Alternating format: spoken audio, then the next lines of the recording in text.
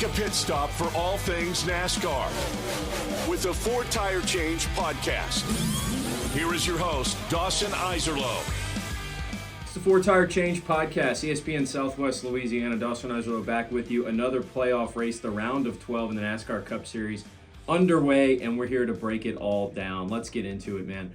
Really, really fun race here, I thought, at Kansas. So I talked about the schedule setup, right? Kansas, Talladega, Roval for this second round. After you already had Atlanta in the first, I go, this is a really interesting spot where some of these drivers, where we would think maybe Austin Cindric, Daniel Suarez, Chase Briscoe wouldn't have a great chance to advance, they're going to have a shot because we're going to go to Talladega, and if you survive the day, you're going to put yourself at an advantage points-wise, right? And then we're going to go to the Roval where Chase Briscoe, Daniel Suarez, Austin Cindric, all three of those guys, the ones I'm kind of singling out, have had great success. So kind of flipping the script, but I said you got to survive Kansas first. And speed-wise, you know, the 99's been inconsistent at times, same with the 14, same with the 2.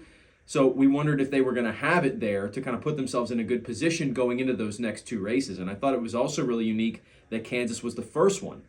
So with all that being in, you know, having been in mind, we get to Kansas, and I thought it was a really, really good race that played out. Once again, though, you know, we used to talk about the rumors, whether or not, you know, a team's holding back. They've got something, they're going to save it for the playoffs. Maybe it's a part, maybe it's a setup. They really like their look in the playoffs.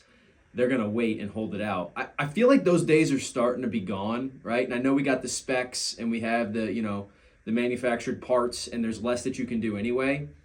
How many times are we going to go to a playoff race and the best cars are not going to be playoff drivers, which continues to shock me, right? There's a reason those drivers aren't in the playoffs. They didn't win in the regular season. Now, at this point, now that you get to the round of 12, you could have a driver that was in the playoffs but's already been eliminated.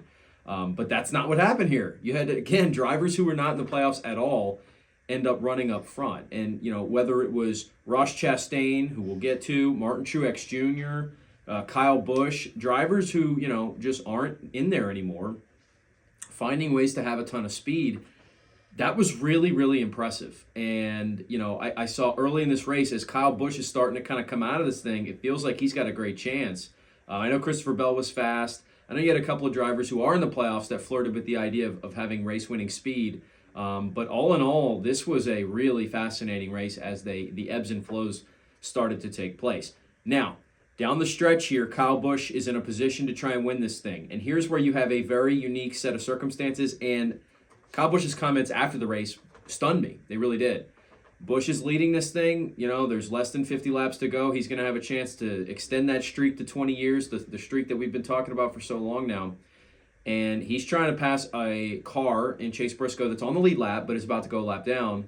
And he's got Ross Chastain charging from behind. And Chastain, it feels like we know how aggressive he is. If there's any slip up from that 8 car, Chastain's going to try and take advantage and make a pass. So there's layers to it, right? Kyle Busch is racing for the win. Kyle Busch is racing to extend his streak. But at the same time, Chase Briscoe is a playoff driver. So usually I'd say, man, that car trying to stay on the lead lap, I understand, you know, he's got his own thing to worry about and he's got, you know, reason to do so, but really feels like he maybe could have cut him a break right there. Well, what happens in this case is you have a driver who's in the playoffs against a driver who's not. So Briscoe probably feels like he's got a little bit more, you know, leeway here of being aggressive. Kyle Busch racing for the win. I'm sure he feels like he has the ability to be aggressive. And you have a meeting there. Briscoe gives him some room, not a ton of room. And Kyle Busch, you know, the way the air works on these cars, there's not actually contact, but he loses it, spins out, and that changes the race. So it's just really, it's one of those things where I go, could he have done it differently? Certainly. He could have done it differently. Briscoe could have given him more room. I don't know if I fully put it on him, but in the time I thought, I know one person who's going to blame the 14. That's Kyle Busch, and this could be ugly after the race. That was my thought live as it happened.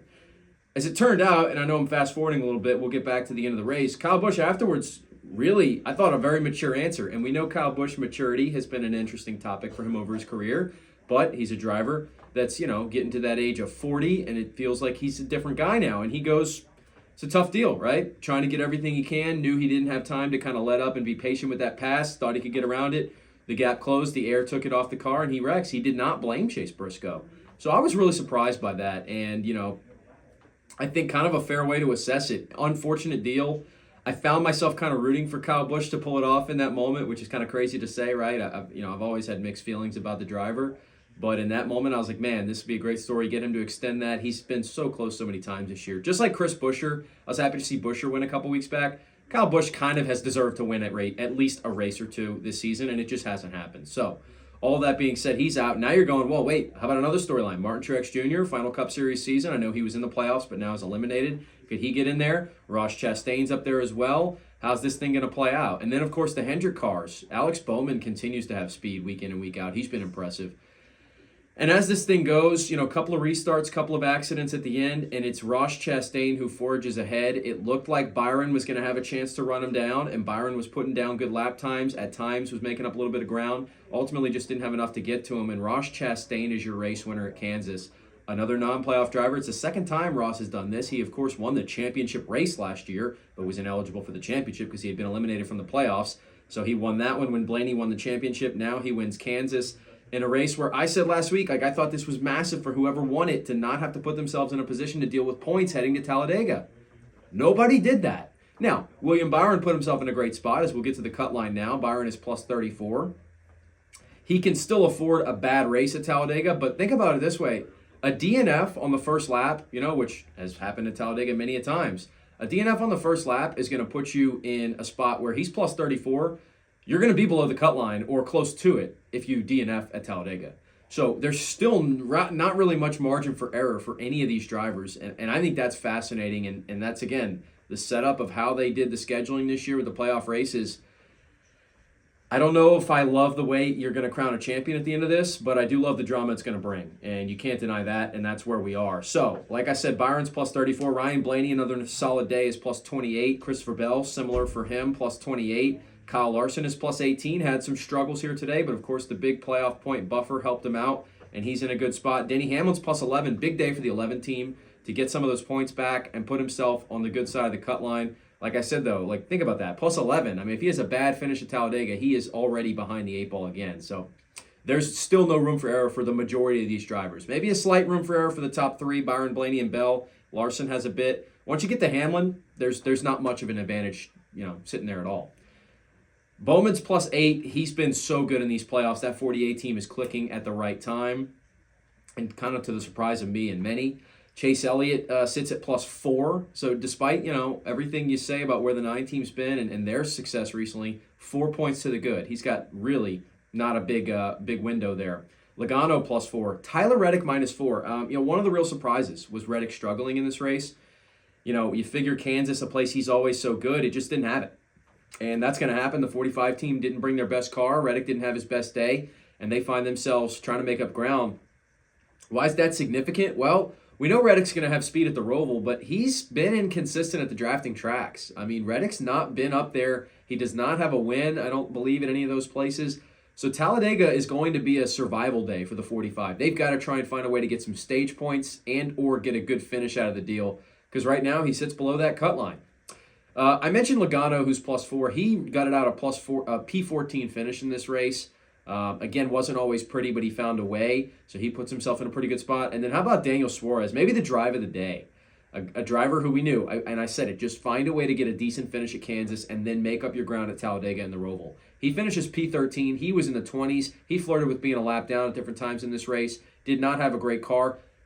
Surprisingly, his teammate Ross Chastain did have a great car and ended up winning this thing. But Suarez battled. He kind of made up ground. They made good decisions on pit road. And down the stretch of this race, he picks up a ton of spots and gets a much-needed P13. He's minus 14. He's got ground to make up. But like I said, a couple of drivers have trouble at Talladega, and Suarez gets through clean. And that 99 team could find themselves very much in the conversation to make the round of 8 when we go to the Roval next week. Chase Briscoe and Austin Cindric are in uh-oh mode. 25 points below the cut line is Chase Briscoe. 29 points below the cut line is Austin Cindric. Those two are going to have to make up big ground. They're going to maybe, obviously if one of them wins at Talladega, everything's all good. If you can make up, I'd say 15 to 20 points on the cut line and get yourself within 15 going into the Roval, you at least have a chance to make it in on points.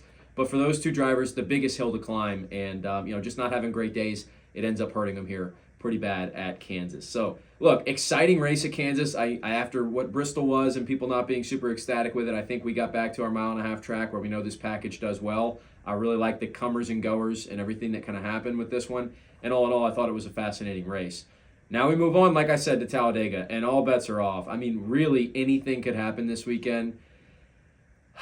I think for those top drivers, too, and now you're going to have that conversation, and it always is the conversation at Daytona and Talladega, but it's amplified in the playoffs. Do you go for the win? Do you go for points? Do you maybe, stay back at the end of a stage to try and stay out of something? If I'm one of those top drivers, and Byron and Blaney and Bell and Larson, I'm tempted to stay back and try and stay out of a big accident if things start to get dicey late in the stage.